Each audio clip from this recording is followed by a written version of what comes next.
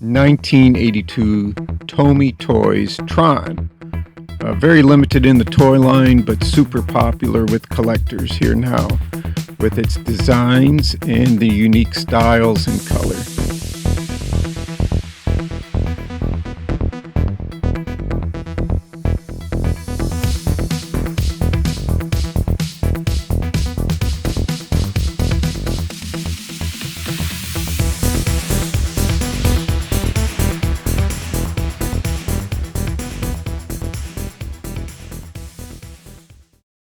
Movies 1982, you had things like Tron, of course, E.T., Blade Runner, Dark Crystal, Star Trek, Wrath of Khan, Creepshow, Secret of Nim, Conan the Barbarian. There was a lot of cool movies that year. And then also you had toys that were introduced, toy lines that came out. We had He-Man by Mattel and G.I. Joe, the real American hero, the small figures first came out. This Yellowtron light cycle isn't in too bad of condition, given it's over 40 years old at this point. Slight play wear, given the fact that this cycle was made to run across the ground when the ripcord was pulled through the rear wheel gear. And it's sold as a toy. It wasn't sold as a collector's item or collectible. There's some light scuffs, but no broken parts, and it's overall pretty solid.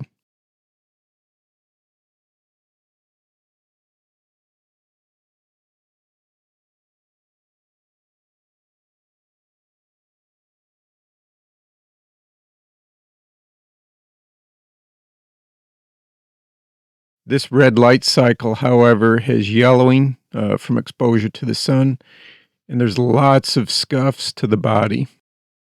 It's definitely had a lot of outside play wear. Someone definitely loved to get this revved up and watch it go flying down the pavement.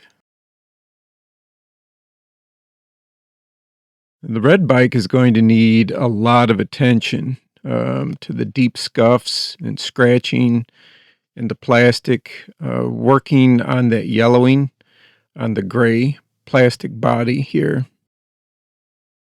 There's a dramatic difference in the gray plastic here. It's like a tan line where the upper body rests over the seating area here. It's making a very harsh yellowing edge here. I'm going to start with the scratches on the body of the light cycle. Give the areas a mist of water to start with here. And then I'm going to start with some 1500 grit, wet, dry sandpaper. Some scratches are more like gouges. It's not only on the body plastic, but also on the plastic windows of the light cycle. Some heavy scratches and nicks in the plastic. I'll be using the freer elevator tool, slightly heated, to try to smooth out some of these really rough, deep gouges. Going into this, I know the depth of some of this, it's just not going to come out. They'll be there, but I can lessen the severity of it. There's going to be a lot of sanding here as well. You can say it's really a beat-up toy, but I guess I think about it as someone really had a lot of fun with this outside, probably on a cement driveway or sidewalk area.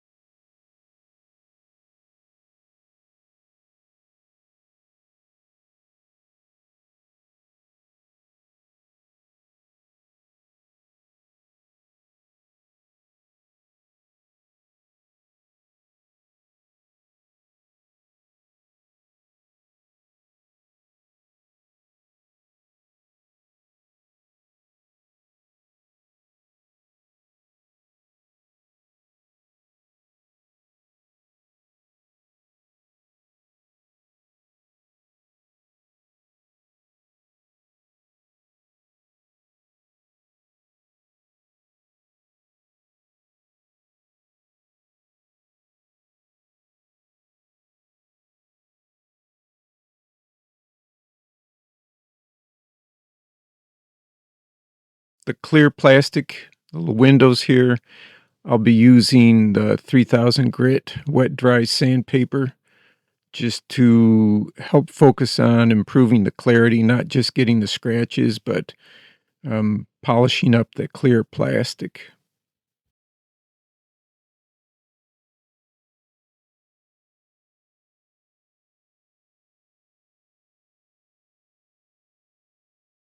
The packaging for the Tron, for the figures and the vehicles are all very basic. I can't help but get the feeling like maybe it was kind of a rushed process to get the toys out there in time for the movie release.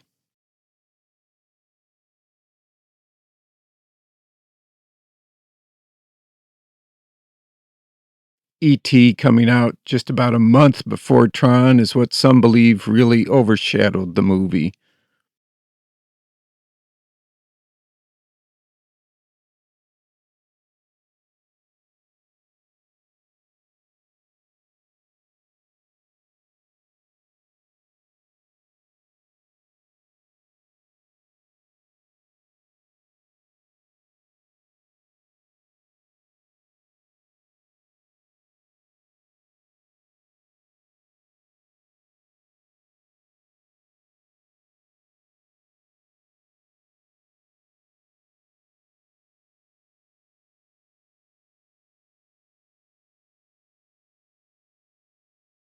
I feel like I've gotten what can be worked out with the sanding on the body. So I'm going to go on to move on to what I can do about that yellowing of the gray plastic.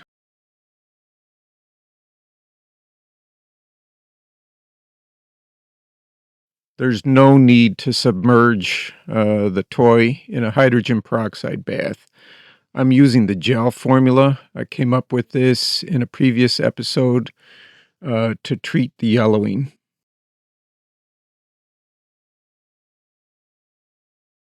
I'm just applying this quite heavily, treating the one side at a time.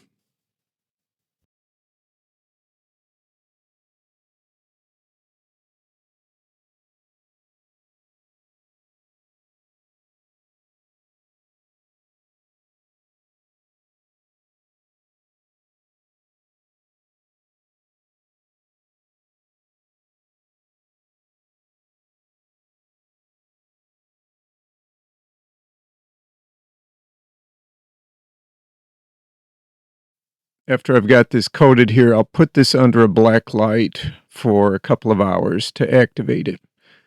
There's a link here in the episode that I have with the details and mixing of this gel formula.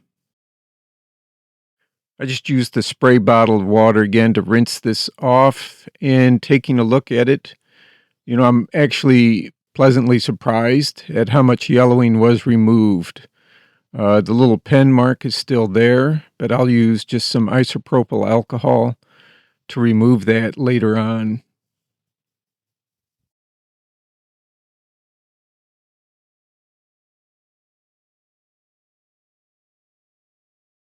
If you look at the other side that's not been treated, and it's quite a contrast, and even more with a side-by-side view here before and after in a comparison. So it'll be time to repeat the steps here for the other side. And I might give an additional treatment just to boost and get any other yellowing off of the gray plastic.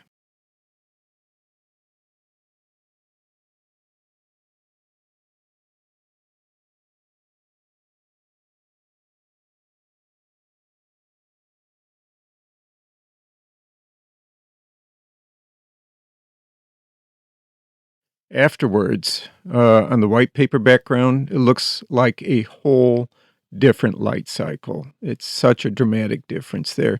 I've not tried this on a colored plastic like this gray plastic for the yellowing.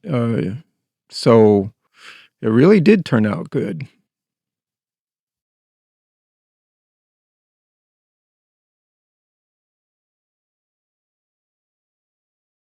Light cycles originally here, the good programs, had red, orange, and yellow light cycles, and the opposing, the bad guys, they were all blue.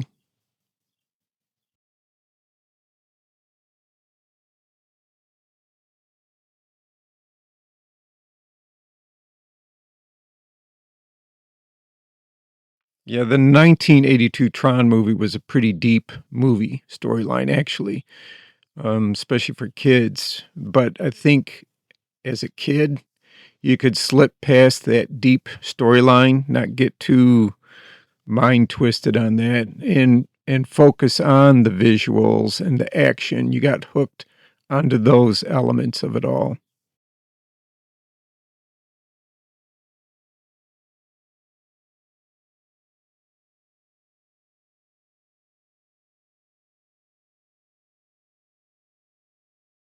Compare the gray plastic to the untreated yellow bike, and I'd say they're pretty similar now in color for their age.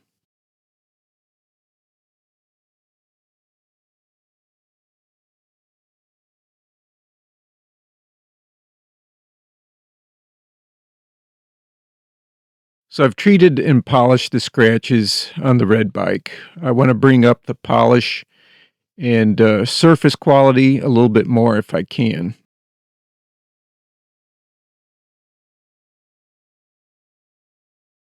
So I've used McGuire's cleaner wax on the colored plastic parts of the cycle, using a chamois here to buff that all out. I can see the yellow bike's windows will need a little bit of polishing now to bring it up to its best vintage toy display looks. So I'm going to try something new here, for me at least. I'm using this polishing compound here. The approach I'm taking is using their fine grade polishing compound. And then after I've gone over the body of that, I'm going to use their finish grade polish and see how this turns out. So in the end here, I can't say for sure if it made a significant difference, but I'm sure it didn't hurt either. A little bit of polishing compound was on the black wheel here in the front, but that'll wipe off. Otherwise, these light bikes are in pretty good played with condition. Very displayable, fully functioning. Interiors are good. The hinge mechanism works solid. The nice thing about that gel whitening here to get the yellowing out is you don't have to submerge your vintage toys into like a vat of peroxide. You can just brush it on and treat it. I've also had good success even keeping original decals on the vintage toys with this gel process too.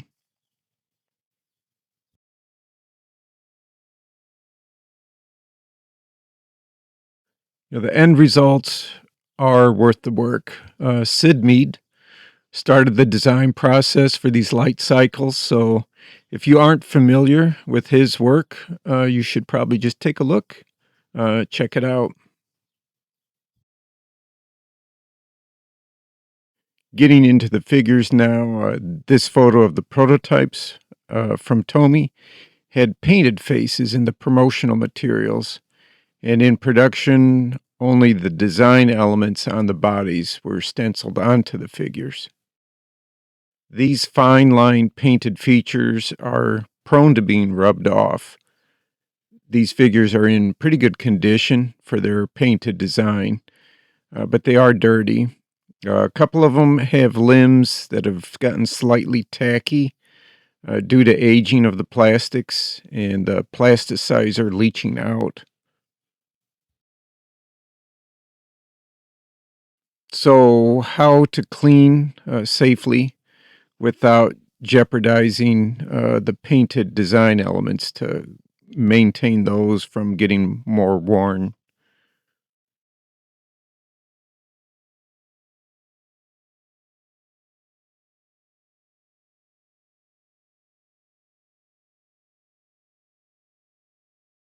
I have a disc that was made that I got with the Flint figure. These discs are missing a majority of the time, and to find one, they're usually pretty cost prohibitive. So I'll come up with a solution to deal with my lack of discs.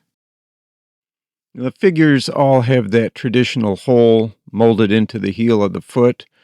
It's handy for collectors to implement figure stands with pegs in the base. So first I'm giving them just a misting of water here, and then I'll spray them down generously with the Dawn Power Wash Spray and let that sit. And I've used this in previous episodes as well here, and it has worked out pretty well to remove film and grunge without needing to get very aggressive to that delicate surface. So I'm going to let that sit for an hour here. And then I'll give them a quick spray of water to rinse again. I'll give it a thorough rinse with the water spray again later, and then pat them all down when it's done. But for now, I'm just going to flip them over and then repeat the process here on the back of the figure with the misting of water and the Dawn Power Spray and letting that sit again.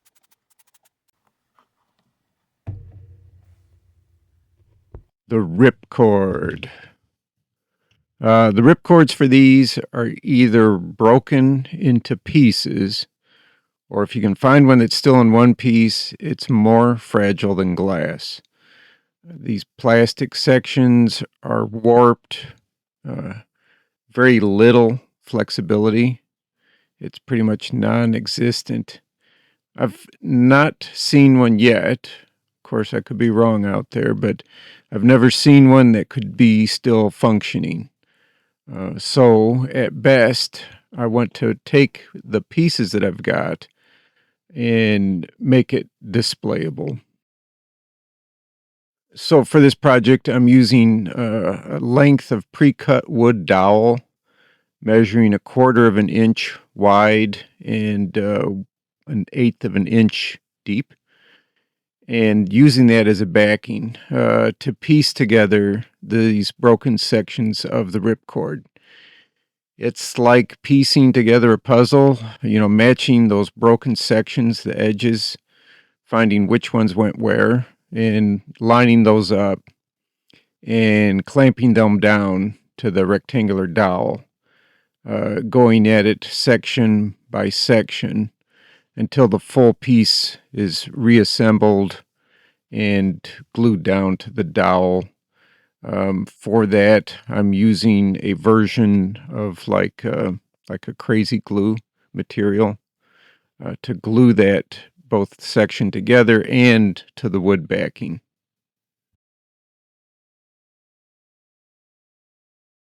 After it's all glued down, doing some sanding, trimming the ends of the dowel again to kind of give it a more flush or formed shape to the backing here of the ripcord.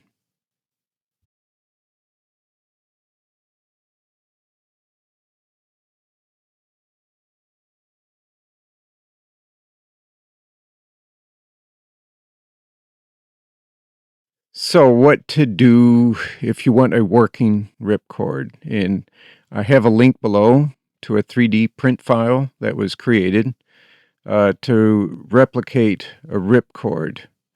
I had one created in TPU, flexible plastic, 3D printed.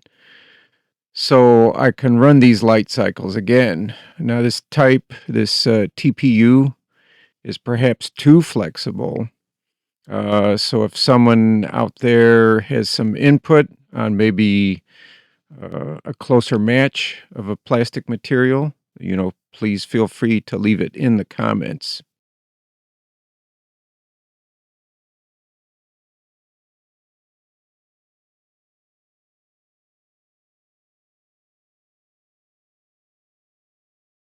So in completion of this, I'm painting the back dowel black because my plan for this is to have it in display with the vehicles The background will be a black background, and it'll just help to keep the focus on the mounted ripcord.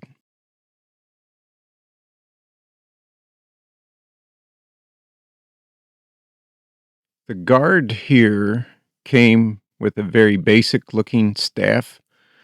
Short-term fix, I'm going to be using a section of polystyrene tubing cut to approximate the height of the original accessory.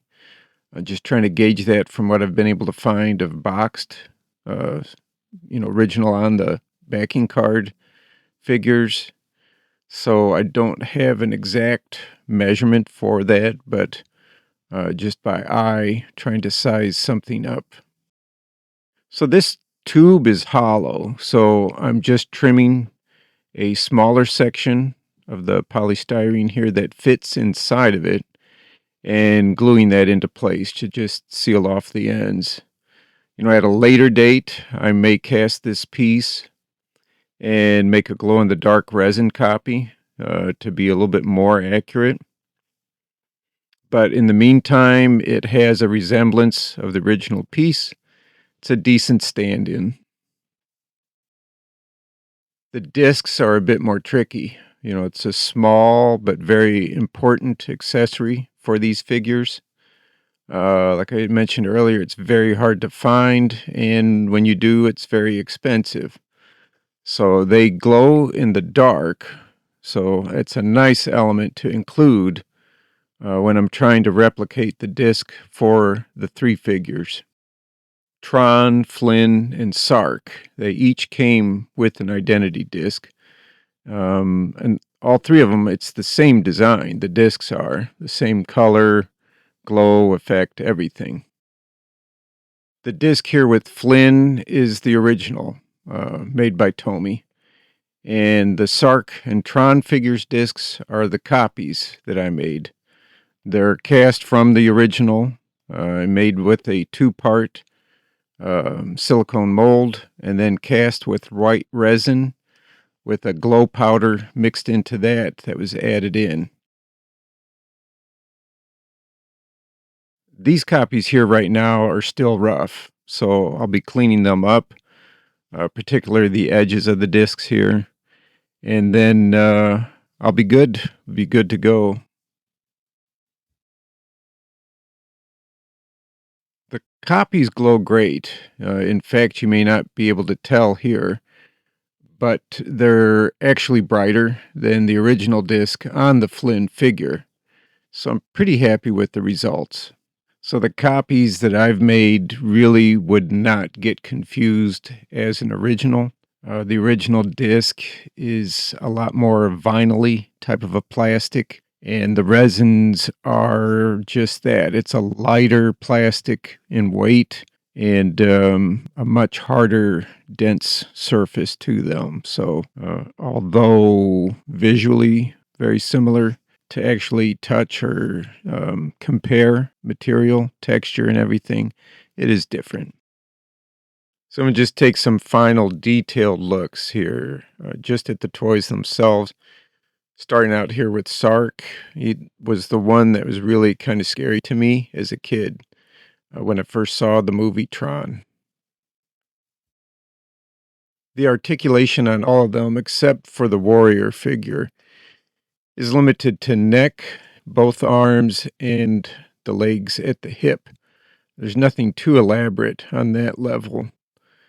Sark here came with a glow-in-the-dark identity disc that fits into the peg hole in his back.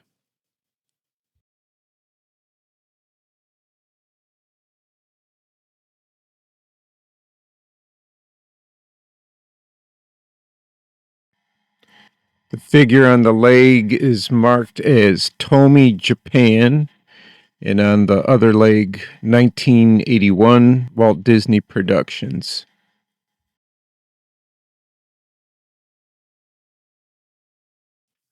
The warrior figure that I keep calling a guard, I think because of the role I see them in the movie, it's more like a guard, but these figures have the least articulation of the rest.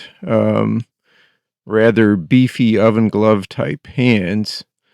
But like the others, you can't beat that molded in kind of clear, cool plastic here.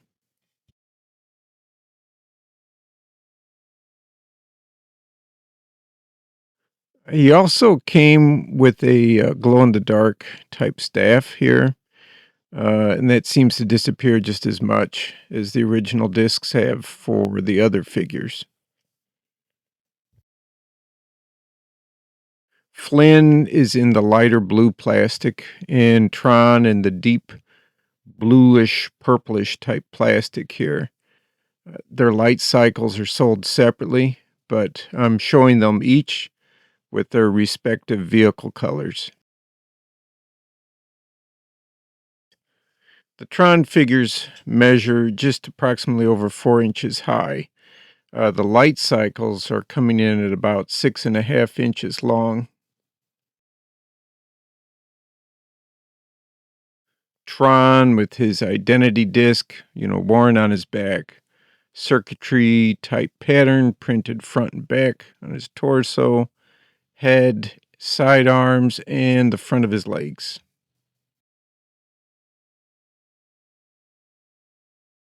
The face sculpt is pretty nondescript. It's very generalized looking.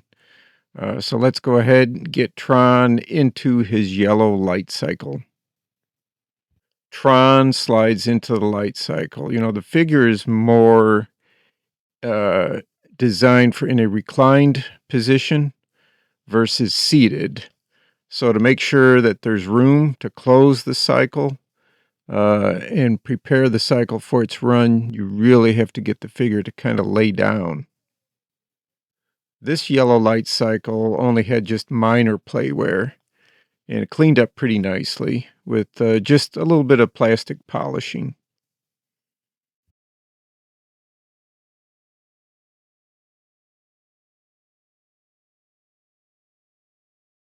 The front wheels are interesting because there is a little bit of a spring action in there, kind of a shock absorption that was designed into it. The rear drive wheel had a light treatment of silicone spray in there to make sure it's in its best drive performance. Flynn is molded in a light blue plastic, almost towards like a turquoise kind of look, semi-transparent. He's sculpted with his tunic style movie costume here. These figures all have solid limbs.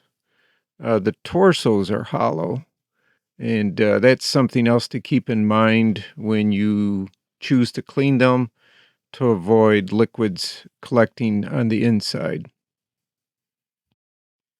Less painted in details on the body because of the costume, but similar to Tron and Sark, he's got the Tomy Japan markings on the leg.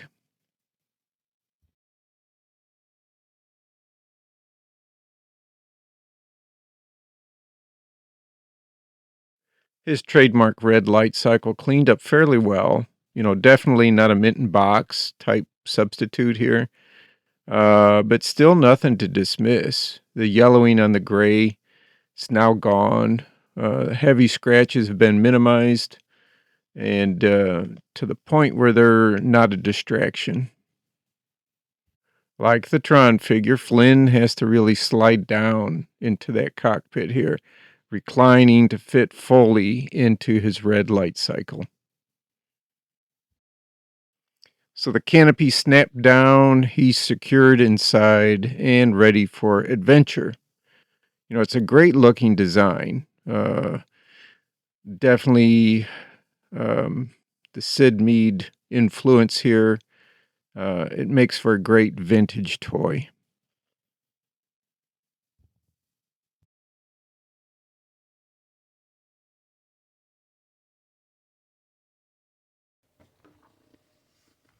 Now, let's rev up these light cycles here. That 3D printed ripcord has to be pulled through the gear mechanism area versus pushed through. The plastic is very soft, but it's tough.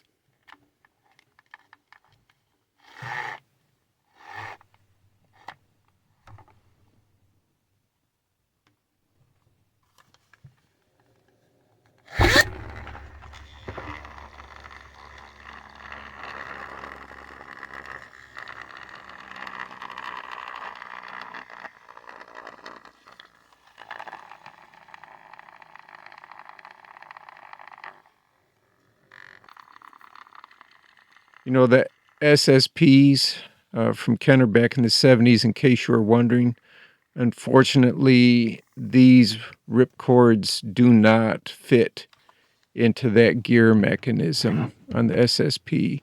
The SSPs appear to be a lot narrower.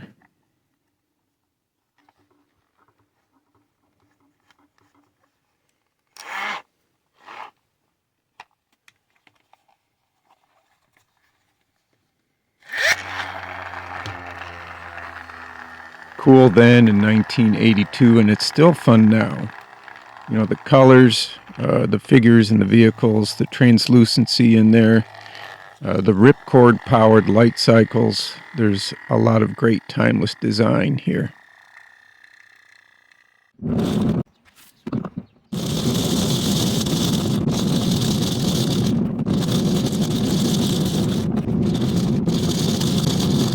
These steps here that I shared for dealing with damaged plastic, from scratches to the yellowing, it all can be applied to so many other vintage toys.